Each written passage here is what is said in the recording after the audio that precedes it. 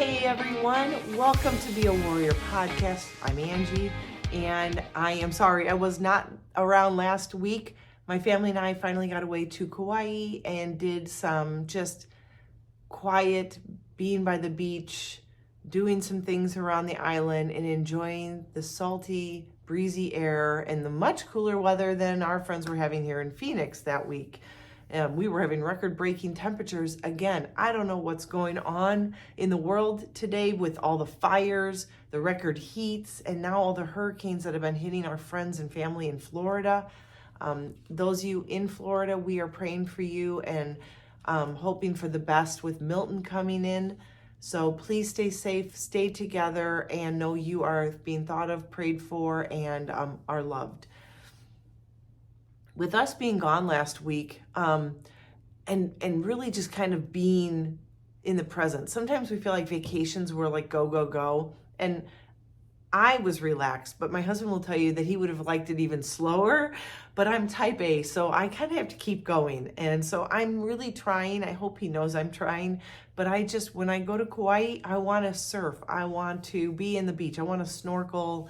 I want to see the stores that we've gone to. I want to eat in the places that we love and just drive around and see the Grand Canyon, do some hiking. There's so much to do there. And yes, there is a Grand Canyon on Kauai. It is called the Kauai Grand Canyon. Not as big as ours here, but still amazingly beautiful when you see the desert and you are also in the rainiest place in the world, I believe, is the mountain on Kauai.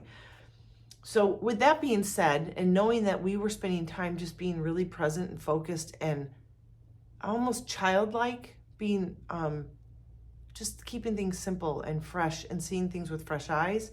When you don't go often, you know, it's like us with the mountains. When we have family come in, they're in awe of the mountains because Illinois has nothing.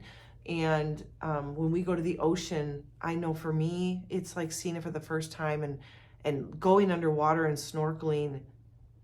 Just even the plant life that looks dirty and it isn't vibrant or whatever, just off the beaches, is still fascinating to me. So I wanted to read something, the How to Walk book that I bought this summer. I've read some things out of it for you guys in the past, but I thought this would be a great focal point for this week's podcast. So sit, enjoy. Let me read this called Walking is a Miracle, and then we can jump in. Our true home is in the present moment. To live in the present moment is a miracle. When I breathe in and become fully alive, I see myself as a miracle. When I look at an orange mindfully, I see the orange as a miracle. When I peel an orange mindfully, I see that eating an orange is a miracle. The fact that you are still alive is a miracle. The fact that you are still alive and the things that you perform several times each day with the power of mindfulness is a miracle. The miracle is not to walk on water. The miracle is to walk on the green earth in the present moment, to appreciate the peace and beauty that are available now. I perform this miracle every time I walk. You too can perform the miracle of walking anytime you want. So if you break that down, of course, those of us that are amputees, it can be literally not a metaphor, like it can be literal, that walking is a miracle, right? I mean, that's how I felt my first few steps in a prosthetic. And it was the joy of that step, and then the next step, and the next step that gave me freedom. It empowered me, and it gave me a promise of a much brighter future than what I had before the amputation. So I get the miracle of literally walking. But then I started thinking, like so many of us blindly go through life and we're not really enjoying it because of the grudgery that making money, keeping up with bills, working day to day, dealing with relationships, everything that comes with life. And I wanted to tie that in because this is exactly what I feel I experienced when we traveled to Kauai.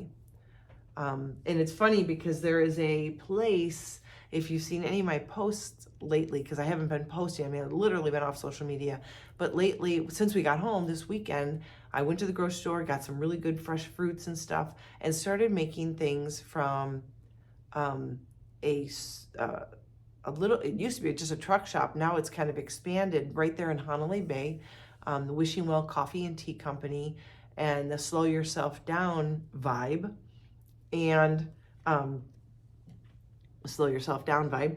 I bought their cookbook to make bowls and smoothies and lattes and chai seed, overnight oats, things like that. And their whole vibe, like island life, is to slow down. And I thought, gosh, that thing I just read to you, that idea of slowing down, what I experienced this past week, all of that combined, if you slow down, if you practice being mindful with what you do, not just walking, but everything, your stresses then are also reduced. And you can truly then experience each moment. And some moments aren't great. I know that there are some moments I wish away because phantom pain is horrible. But the reality is, if we're living in the moment, then we are appreciating the life we are given, that it is a miracle that we are alive.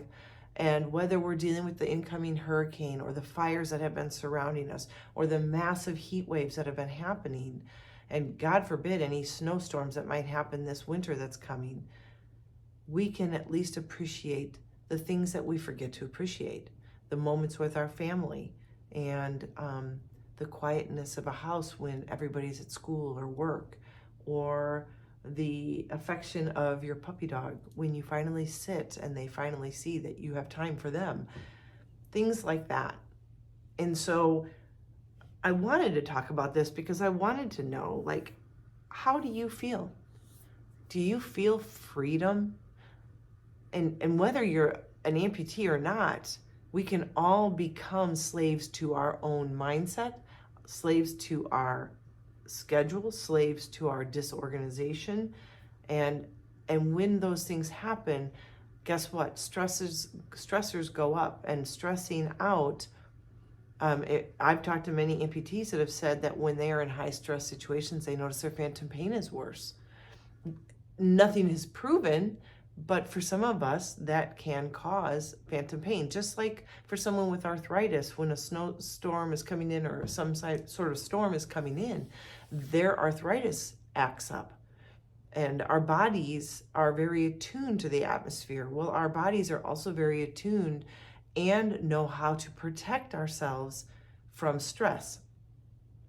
So being out at the beach, being able to float in the water, to let go, to release, to just be in the present, being mindful. It was truly an epic week that I had. And then when I went to the Wishing Well Coffee and Tea place in Honolulu Bay, and just remembering their whole motto of slow yourself down. There is so much truth and love behind that, trying to remember that now that we're home, right? Like, it's easy to do that on island time, but then you come home and then you have your normal day-to-day routines, and you have things you have to do and things you have to get to, and schedules and appointments and work and picking up your house, and the holidays are now coming. Holy cow, the stress that becomes a part of that. But living in the present and appreciating the things that you have and what you can do will be astronomically better for your body and for your mind and for your soul, and also for your recovery. So if you're struggling with things, ask yourself, how stressed out are you? And ask, what can I do to make changes? So I'm going to tell you that we just had a blast. And I will tell you that some of the things that we do also create stress. Some stress is really good. Facing fears and having anxiety can actually be good because it can push you. There is a fine line. Think of a tightrope. Fine line on fear, anxiety, and stress that can help you overcome things and then sometimes can hold you back from things. I've always said that if you do something in fear, like high fear situations, you can't perform at your best. Example, when I first got back to skiing as an amputee, I chose to ski with one leg and two outriggers. So kind of like ski poles with little tiny skis on the end. That would help with balance and moving down the mountain. But you're still only on one leg, and it is frightful because it's snow, ice, it's slippery. How is it going to be getting up to a chairlift? How is it going to feel getting off the chairlift? That is the hardest part. And there were times that my stomach was churning so bad. And I remember finally getting out there that first time. And I was so stressed that I was exhausted after just a couple hours of being out there with an instructor, two instructors, and just putting a couple hours of work in between the physical exhaustion and the stress. So if you've ever been highly stressed, you know that once that stress passes, you could sleep for days. And that is a good thing. But because I was highly stressed, all my muscles tensed. And when my muscles are tense, I can't be fluid and move the way I need to move on a ski. And so that kind of fear, that kind of stress is too much. But sometimes you have to push through it, and I tried to push through it. Next time I came up to doing it, the next time we went skiing, really stressed, but was able to maintain, and over multiple runs, started to learn to breathe through it and relax. I will have to say that now that I've done 5 seasons of skiing, I am now at a point where I'm still a little anxious when we go out there, but I know how to breathe and calm myself down so I can be much more relaxed. My muscles aren't tense, and I'm actually embracing the, down and up during turns, and my body is becoming more fluid and working with the situation. Same thing goes with anything new you're trying, but I will have to say that there is some fears that you have to just face and overcome, because if we allow fear to dictate what we will do, then we'll never experience the amazing emotional feeling of succeeding at something that scared us. And for me, back first year, and I hadn't even been a year that I chose to try surfing, I was so worried about, one, failing myself. Like, what if I can't do this? And two, hopefully I wouldn't get pulled under by current. And 3, not get hit by my own board and look like an idiot with a huge welt on my head or blood and going to the hospital. So there are those types of things that, fear can be bad. And if you go through all the what ifs, you'll talk yourself out of the experience. What I will tell you though, on the back end of that, again, the first time I got in the water, and I did 2 lessons, I did back-to-back lessons. The first day, try after try after try, learning how to pull a prosthetic metal leg out of the water onto a board, and have never done this before in my life. And I don't skateboard, I don't do anything like that. It was so frustrating. I just wanted to keep at it, and all of a sudden the lesson was over. But at the very, very end, I caught one wave, and I was able to ride it for, you could tell I was balanced. I wasn't up and falling over, which was most of the time. Up, over correct, up, but not a correction enough. I just kept falling forward or backward. But finally got one up. It was profound on how I felt. And it brought enough endorphins into my body to get me so excited that we signed up for lessons for the next day. And then the next day I came out, and I think I had cracked a rib. Didn't know till I popped myself on a board the first time to paddle and was like, oh, that hurts. Tried to do a few more, and then they weren't going to let me continue because of that. And I said, just one more, I want to get up, and got up one more time. It's kind of like, I liken it to the person that golfs once in a blue moon, and you get one amazing shot and it sucks you right back in, even though every other shot sucked and you're swearing up a storm. One good shot, and all of a sudden you love golfing again. That was surfing for me. The moment I stood up, I fell in love with it. The moment I stood up the next day, I was hooked. And then it became, let's do this every year. This time was so much less stressful. And I will say the stress doesn't come from going in the water for me. The stress comes from how my leg will fit, what kind of outfit to wear, because being skin fit, if water does go down inside of my socket, will it fall off? Will it just get slick and be gone? And then what do I wear? Do I wear a neoprene surf outfit, shorts or pants? Because I'm a sucker. I'm such a baby with the cold water. Do I wear regular, swim pants? Do I wear shorts that are neoprene, something that will hug my socket and allow less water in? I mean, there's so many questions. How will I get out there? What should I take with me? Where do I leave it? It's just so many other things that isn't revolving around actually being in the water and surfing that completely stress me out.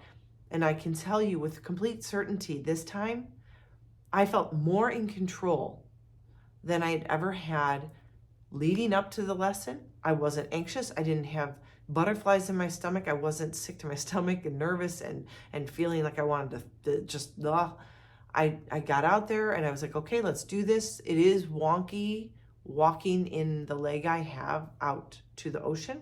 And then the first step in the ocean when the waves hit and all of a sudden you're trying to balance yourself, that's tough.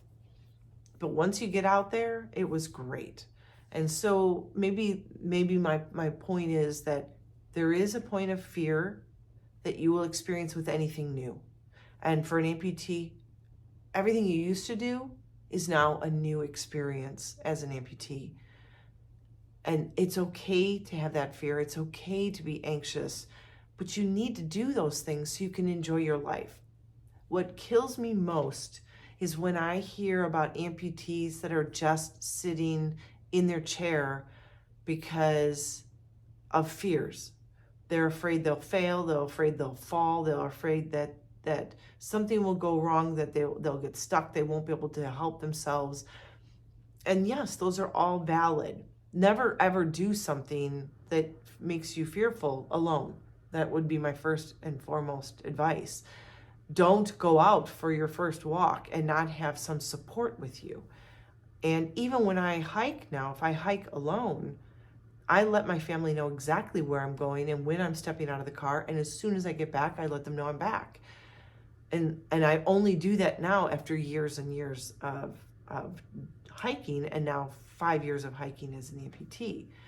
I would not go out skiing by myself, even though I have been skiing since I was 17. I'm sorry, that is not something I want to do if something were to happen or if something were to just break. I mean, I'd be stuck. Same thing with surfing. I don't know the ocean water well enough to say that I would feel comfortable going out alone. And that is the only reason this year we did lessons again, because my husband is also, we didn't get raised around the ocean. So he wanted someone that knew the ocean and could actually handling me so that he could be safe. And so we just did lessons again, just so that there was someone out in the water with us that knew the ocean currents and how things were moving. And that's the best way to do it. But you can still have the freedom and the joy of experiencing an amazing life. You just need to take the right precautions. So I would challenge you right now to ask yourself, are you enjoying your life? Are you mindful? Are you present? Or are you just stressed out and more fearful, and that fear is holding you back to doing anything, experience anything? Now, for me, I chose to amputate, and therefore I can tell you I did that so that I could experience and enjoy my life. For those of you that got that taken away from you by an accident or disease, there is still something in you driving you to enjoy your life. And you have to find that again. You have to regain that drive and that excitement for life. And it can be hard. And you might be very angry in your situation that you're in. And I'm sorry for that. I can't explain it, and I can't experience that because that's not where I'm at. That is not my journey. So I will never talk to you about that. But I would hope that you will know that someday fear and anger are going to steal your life away from you if you don't reconcile, show grace, forgiveness, whatever it is that you need to do to move on, move forward instead of looking backward. So if this is your path now, you're an amputee or you are medically disabled, let's put it that, even though I would never consider myself disabled, let's just use that word for this moment. However you are, if your life is physically altered now because of a medical situation, this is now your choice. It is up to you what you want to do with your life. And I am seeing more and more amputees getting out and conquering fears and setting goals and breaking those goals. And it's so exciting to see. And I'm not talking about young kids. I'm not talking about, and we're talking about people that lived a majority of their life already with two legs and now have to adjust. And I don't know if that's just maturity and people being just determined that won't hold them back, or if it is just those individuals that I'm seeing, because I know it's not a age group or a male-female thing when it becomes an amputee thing.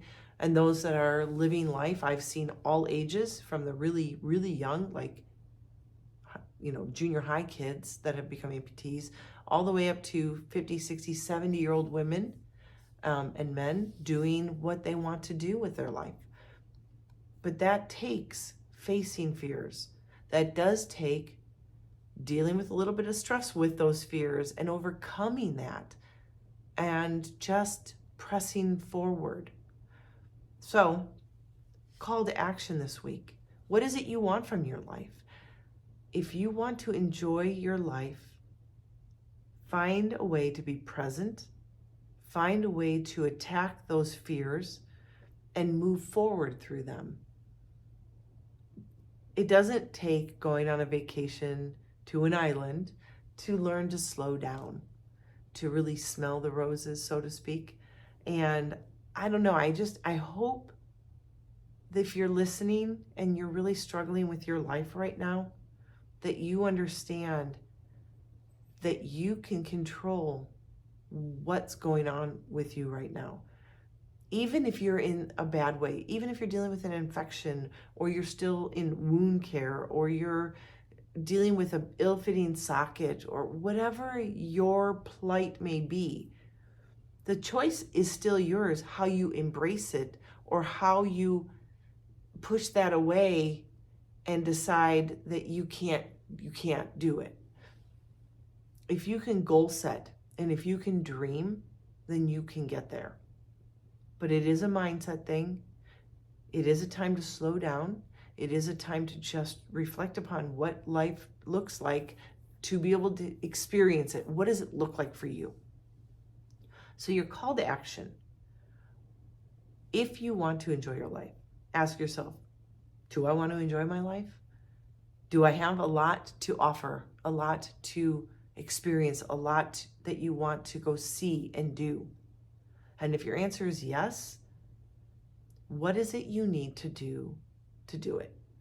And it might be baby steps because you're healing right now.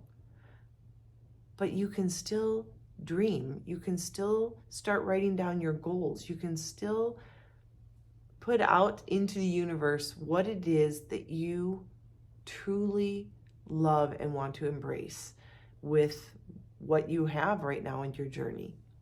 And I can tell you that if you have something that you are itching to get to do, you will get there.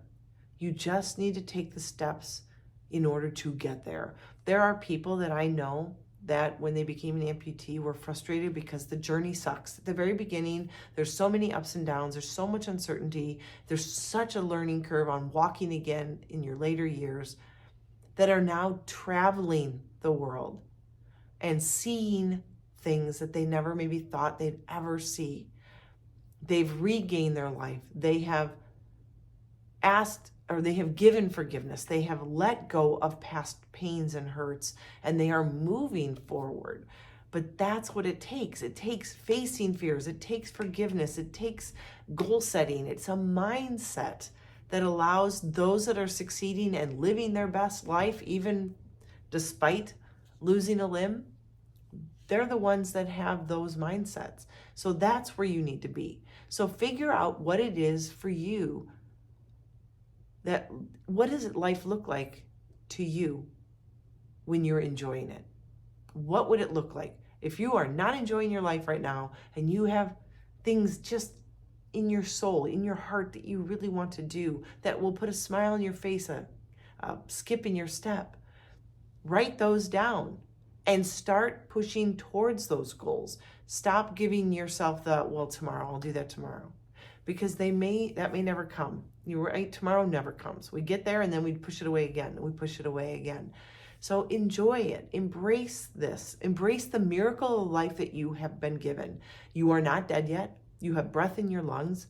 It is time to move forward and not be a victim, but be the human you want to be. Live the life you want to live. Enjoy the moments and allow fear to thrust you forward, not hold you back. And trust me, if you can overcome a challenge, the struggles and the fears and anxieties that you have, especially an amputee, when you get to the other side and you've achieved what it is that stressed you out, freaked you out, whatever, you are going to be like, I want more. It's like a drug. I want more. I want to do that again. I want to feel that again. I did that the whole first year after amputation, and it was a letdown after I achieved all these huge goals. I wasn't sure where to go from there.